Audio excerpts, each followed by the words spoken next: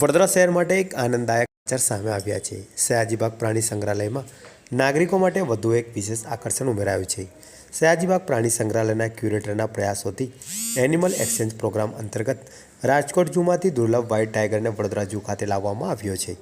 આ animal exchange programme હેઠળ વડોદરા ઝૂમાંથી વિદેશી પક્ષીઓ જેમ કે મકાઉ, કાળા હંસ અને એમેઝોન પેરેટ રાજકોટ ઝૂ ખાતે મોકલવામાં આવ્યા છે। વ્હાઇટ ટાઈગરને હાલ ક્વોરન્ટાઇનમાં રાખવામાં આવ્યો છે। જરૂરી આરોગ્ય તપાસ અને પ્રક્રિયા પૂર્ણ થયા બાદ ટૂંક સમયમાં તેને ઓપન પિંજરામાં મૂકવામાં આવશે, જેથી નાગરિકોને તેનો નિહાળી આનંદ લઈ શકશે।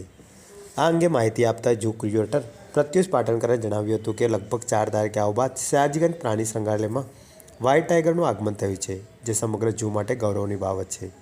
આવનાર દિવસોમાં ઝૂ તંત્ર દ્વારા વ્હાઇટ ટાઈગરનું નામકરણ કરવામાં આવશે।